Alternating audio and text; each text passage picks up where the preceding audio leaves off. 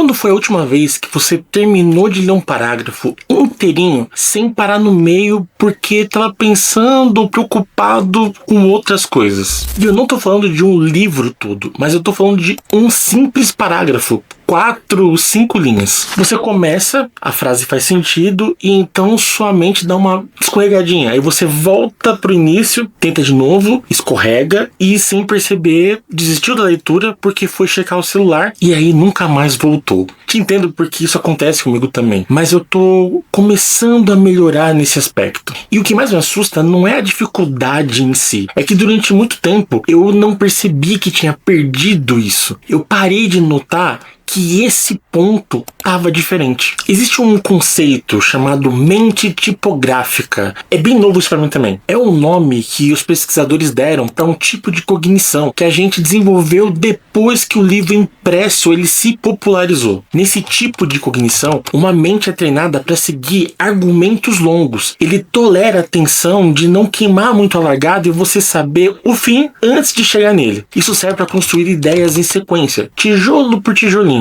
E sobre queimar a largada, eu comecei a perceber que isso aconteceu comigo quando eu passei a procurar o final das séries que eu começava a assistir. Imagina assim, eu gostei da série, via que era longa, aí eu já ia no final pra assistir o último episódio pra saber como termina. Porque eu ficava preocupado em não ter tempo de concluir ela. Então eu já ia pro final. Eu percebi que eu tinha perdido o poder de viver a narrativa daquilo que eu estava assistindo. E por muito tempo, esse lance de construir ideias em sequência era a mente padrão de qualquer pessoa que quisesse aprender alguma coisa. Mas aí veio a televisão, depois a internet, aí veio o TikTok, veio o Reels, Stories que só duram 24 horas e dependendo de quem posta, a gente não pode perder, né? Tem que ver logo. Mas isso tudo é um acidente? Sinceramente, não é um acidente. As plataformas que a gente consome hoje, elas foram construídas por pessoas que analisam o comportamento. Então, eles têm um objetivo claro, que é manter você na tela pelo maior tempo possível. Cada notificação, cada scroll, tudo isso é uma decisão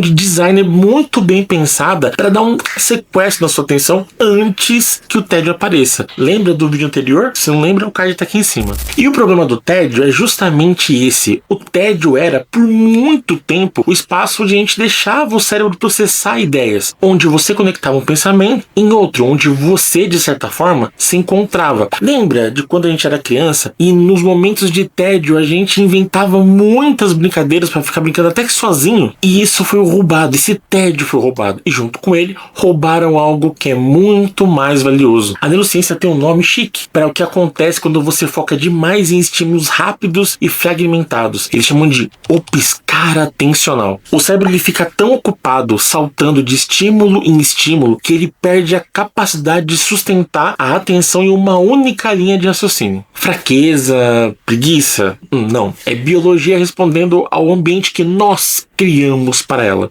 Isso porque o cérebro ele vai se moldando pelo que a gente faz com ele todos os dias. E se você passou anos alimentando ele com esses fragmentos de 3 segundinhos antes de decidir se rola ou não, ele aprendeu a pensar em fragmentos de 3 segundos. Deixa eu te contar uma história pessoal. Antes da pandemia de 2020, eu pegava um livro, abria uma página e eu ficava ali, às vezes por horas. Não porque era uma disciplina, eu era uma pessoa disciplinada, mas porque era normal. Eu conseguia, eu gostava daquele processo de entrar naquele estado onde você tem uma xícara de café do lado e um livro na mão. Dava uma sensação de que o tempo estava parado, que eu estava dentro de uma ideia e não apenas passando por ela. Durante e após o período pandêmico, essa sensação desapareceu. Minha mente queria pular e ir até o final, com a desculpa de saber se aquilo era ou não pra mim. Eu queria aquela recompensa de ter finalizado algo, mas eu nem me esforcei pra começar. Mas isso não é só sobre leitura, é sobre a pessoa que eu acabei me tornando. A capacidade de focar não é só uma habilidade técnica, ela é parte da nossa identidade, é parte da capacidade de ter pensamentos que realmente fazem parte do que nós somos. Não são pensamentos que alguém vai jogando na sua tela, aonde você procura um sentido só porque você está assistindo. Quando você perde o foco, você perde a sua voz interna. Deixa de ser aquela pessoa que pensa devagar, que duvida, que se conecta, que te lembra quem é você quando ninguém tá lá tentando te distrair. Essa voz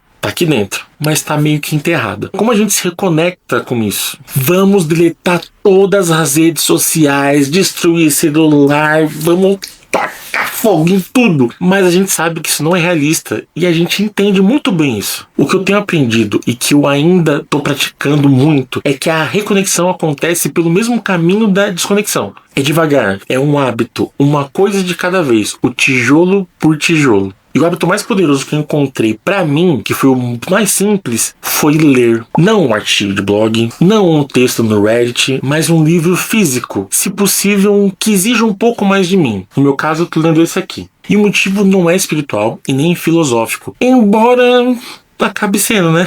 O motivo é neurológico. Quando você lê um livro, você está treinando o seu cérebro a seguir uma linha de raciocínio longa e sem interrupção. Você está ensinando os seus circuitos atencionais a sustentar o desconforto de não saber ainda, de não queimar largado.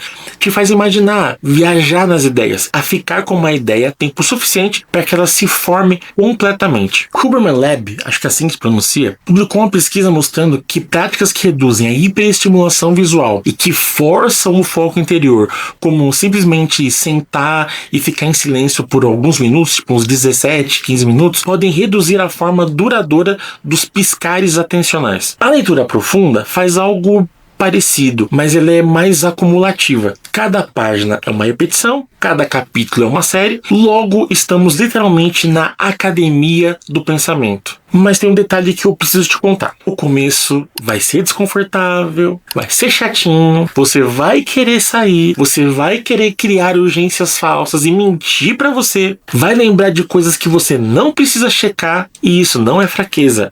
É um sinal de abstinência. É o seu cérebro pedindo um estímulo rápido a qual condicionamos ele. E eu não sei aonde você está agora nessa jornada. Talvez você nem tenha percebido que algo mudou em você. Talvez essa seja a primeira vez que alguém coloca em palavras algo que você tá sentindo. E o que eu sei é que a nossa versão, que conseguia se concentrar, ainda existe. Tá aqui dentro. Ela não foi destruída. Ela foi enterrada por sistemas que lucram com a nossa dispersão. A reconexão começa com um pequeno gesto. Um livro na mesa, começa com 20 minutos sem celular, uma página por dia, porque cada vez que a gente escolhe pensar devagar, a gente está resistindo. Estamos se reapropriando de algo que é fundamentalmente nosso. A nossa atenção é o recurso mais valioso que possuímos. A gente tem que protegê-lo como se tudo dependesse disso, porque na verdade depende. Se esse vídeo te fez pensar em algo que você tinha esquecido, talvez você queira continuar por aqui, porque eu quero muito continuar compartilhando